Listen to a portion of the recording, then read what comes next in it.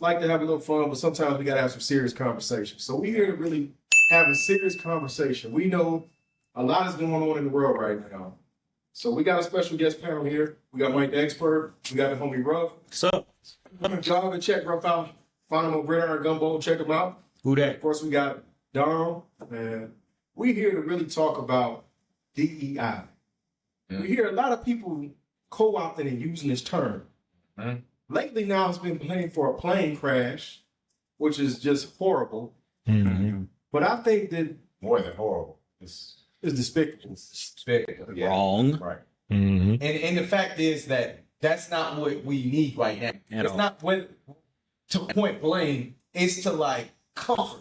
Like Exactly. it's time to comfort. So let's That's make it the clear. truth. Let's make it clear. So if y'all don't know, yesterday the president came out and gave a speech that basically blamed diversity and inclusion being in the FAA as a cause for one of the things that was a cause of the accident that happened in DC. With no facts. With no facts, when the plane collided proof. with a helicopter, military plane collided with a Continental Airlines flight at Reagan International. One of the other things that was kind of despicable to me, he also blamed the helicopter pilot by saying all the maneuvers, but how you gonna tell somebody about maneuvers if you're not a pilot? Right. But anyway, we know that companies have backed out of their efforts to improve diversity, equity, and inclusion. So, Dom, I know this is a topic that's near and dear to your heart, and something I think that's important for us to discuss as a community. So, let's explain what DEI is, and again, tell the people what it stands for, although I just said it. All right. So DEI stands for diversity, equity, and inclusion. All right. The breakdown of that is, of course, diversity, your personal, physical, social characteristics. And it's not just race, it's also age, it's gender, and it's also education. Okay. That's what diversity means there. All right. Equity refers to fairness.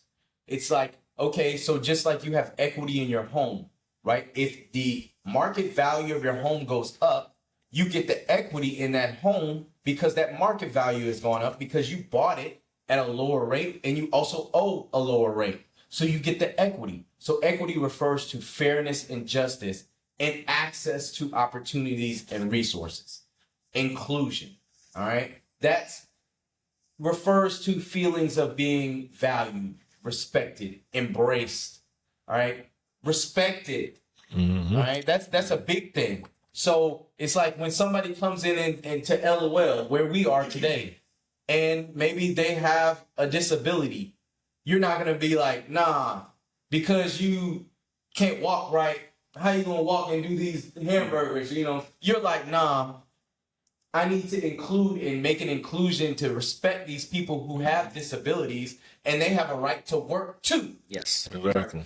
Well, when So you also that's talk what about that that, is. it's also making accommodations. So when we talk about accommodations, when you own a restaurant, it's like a ramp. So someone that has a wheelchair can get in your restaurant. Right. Or at a school, if you have accommodations, a child may have a disability, may have any disability, Tourette's, learning disability, ADHD, any of those things. It's making accommodations for those people. Yes. They Same thing deserve on an your job. education.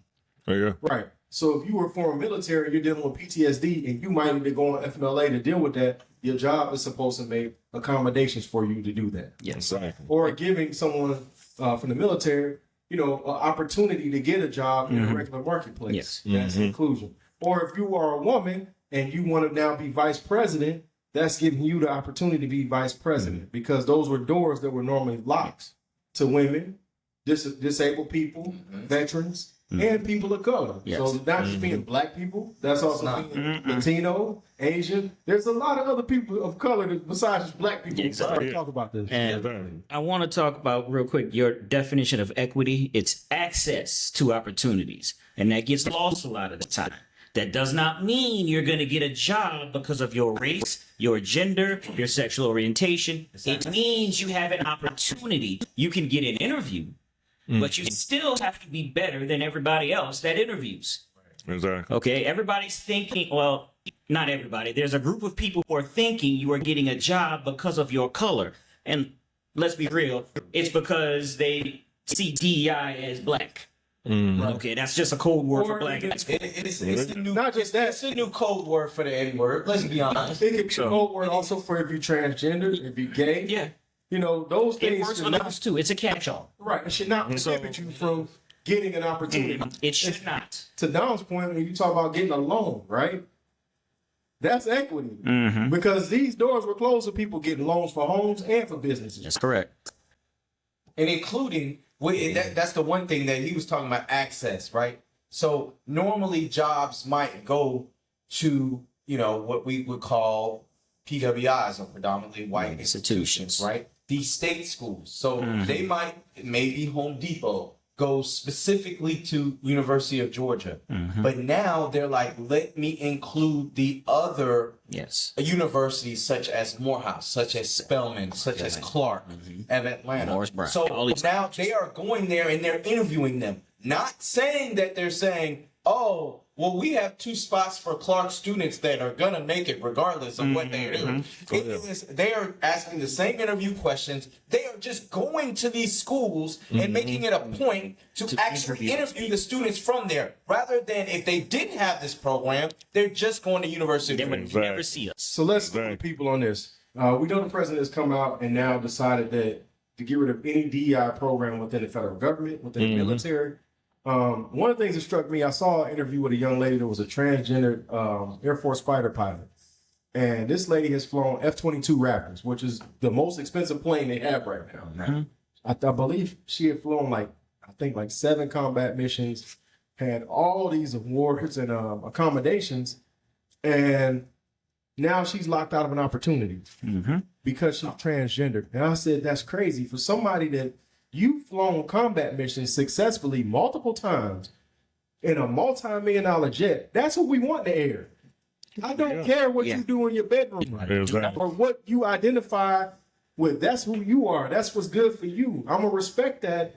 I need you up in the air when something jumps off because you're one of the best of the best of the best. So I think that's crazy now to throw these people out or to say, okay, the FAA, right? We feel like DEI and being woke now has been co-opted, and now use that as an opportunity to say, well, one of the reasons this happened is because they said that it wasn't white enough. The man got up there and read a report and said that they were allowing people who are fully paralyzed to have a job, or people who have like mental issues where they are schizophrenic. We know that's a lie. Yes. And what was so funny was there was a reporter that said, Mr. President, this same program and these same initiatives were there when you were the president. That's correct. And he didn't have an answer for that. Because he doesn't. It's a scapegoat tactic. And what's so interesting to say that we were in a situation where things were not white enough. 77% of the FAA was white men. I'm going to give you all another stat. 70% of diversity and inclusion, as far as like when you're talking about winning contracts, went to white women. And that's what they say. They say that this whole DEI, Or you talking about getting hired in higher executive jobs, that overwhelmingly went to white women over anybody. That's what I'm saying. The statistics say that white women, out of all of the demographics, are the ones who benefit more from DEI programs. Well, that's one of the reasons why a lot of people who are not white women, you know, black people and stuff, I've been saying that that's one of the reasons why they're saying they don't care about getting rid of this because they weren't benefiting from it anyway. Okay. That's what I hear a lot. And that's the same thing that happened with affirmative action in university, Yes. which now you've seen enrollment rates drop of people of color. So, and now we have companies now saying, hey, we're going to get rid of our program. Walmart, McDonald's, there's been a long list of I can go through it. Walmart, Target, Meta. Well, Target said they're renaming there. So let's put some respect. We don't know what that means. Exactly. When they said they're renaming the wait and see on program, that. we got to go back and see what it means. With that being said, you name these companies that are getting rid of it. And Costco, shout out to Costco. They're not backing down. So you got these companies that are getting rid of it. So what's our next step? Shout out to Delta. Let me just what's our action? Amazon, McDonald's, these are the companies that are getting DEI policy. Walmart, we already talked about. Ford, Lowe's, Harley Davidson, Brown Forman, not to be confused with brown farm. Don't put us in that. Don't put us in that. Yeah, man. Sponsors Brown Family Farms. Sponsors, not to be confused, because we want to make that known. Is about to be messed up with all this stuff. But anyways, go ahead. John Deere Tractor Supply. So these are some of the companies that are rolling back their DEI policy. So the question is, us as a, I guess, a black community, as you would say, or, you know, not just the black people, you know, us who are against. People who don't think that this is right. What you They don't think this is right. So whether you're black, whether you're white, people that don't agree with this move, what should the next step be? All right. So, I mean, I think people have been talking about boycotting. So Ruff, when we talk about boycotting, and I think we kind of get lost in it. We saw Van Jones basically say that, you know, black people don't boycott now because they can't deal with the pain and realize there's going to be some uncomfortability. And he's talking about the Montgomery boycott. But the part that's being missed and all that, they boycotted one city in the South. Yeah. They didn't do it Atlanta, New Orleans. They said, we're going to use this as an example to show you what's going on throughout the entire South and put pressure on them. As well as there was a well worked out plan to make sure this was successful. That's the point. That's my You thing. need a plan. The problem nowadays is it's like you said, it's not one city, it's not one bus line. These companies are very large, very interconnected. They're everywhere and everything we do. It has to be a serious plan, maybe a rotating city boycott. Go from one city to the next. This city don't buy from Amazon on these days. This city, move it to the next city next week. Something like that. I don't know. I don't have that answer, but whatever it is, it has to have some serious economic impact. And that has to be studied before we can even try to pull it off. Yeah. Oh, go ahead. Yeah. Oh. I think that here's the thing, like maybe if we also maybe pinpoint certain companies, because like the thing is like we can't just boycott them all. Like it's just not, in my eyes, it's not reasonable. No, not at all. Because they're so intertwined into what we do. A lot of, in regards to your business, I get a lot of supplies from Amazon and so forth. So, I mean, we, even with this podcast, have gotten things from Amazon to help us grow the Before podcast. this happened. Yeah. But before this happened. But that's what I'm saying. So now, you know, do we try to find out and go directly to the warehouse? Which, you know, yes, it is going to be an inconvenience. But I say the bigger impact is if we collectively say, all right, for the month of March, we are not going to shop at Target. All right, so expert, let me throw this to you real quick. Okay. People are talking about this. You had somebody like Tabitha Brown. Shout out to her, man. Big fan, bro. Yeah. Big fan of taking your creativity and turning that into a career. But it's people like that that have product in the stores, you know, that we would hurt if we decide to boycott in stores. What do you have to say about that? Wow. So, I mean, here's the thing. People are going to be hurt, right? I mean, even Like right now, Tracy Ellis Ross hair products are on sale at Target because they feel like they're going to get boycotted, which is hurting her business. yeah, no, I got that. And people are going to be hurt, just like what Don was talking about with the whole Amazon thing, how that hurt, you know, how that hurts him and how that hurt us because we've gotten things from Amazon and stuff like that. But I mean, if we keep thinking like that, then we're never going to do it anyways because everybody, you know, is using one of these things either for their business or for their personal. So, I mean, you know, we just gotta do it. Now, don't get me wrong. We got to have a plan. You can't just say, hey, let's go boycott and without a plan and everything, especially with the way it is now. Some of the stuff that you all said, like with the rotating thing and all that, you know, something like that might work, but we can't be like, oh, well, this person is doing good there in Target. Let's not boycott Target. No, I mean, that's that one person, but we got to think about the whole. And sometimes the little has to struggle so that the whole can. I mean, so But know, could you see yourself being a person that you rely on this to pay your bills? Someone telling you that, hey, you got to figure out another way to pay your bills because we need to do a boycott. I don't know how that sits well at that point. But here's the thing. I mean, I understand that. I understand that, but okay, go ahead. my thing is there's a question of what's the limit though? Because it's like all right, so okay, because a lot of people are saying, okay, let's just say you have a Tesla, right?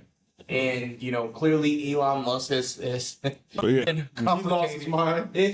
He's been a complicated figure in this whole situation. We're not even gonna go into that. But let's say you do have that, right? But now it's like you use your vehicle, that Tesla, to bring your children to school. So now, because of your integrity, we have to wake up at 3 a.m, get on a city bus to travel. And here's the thing: they would say back in the '60s, well, that's what we did.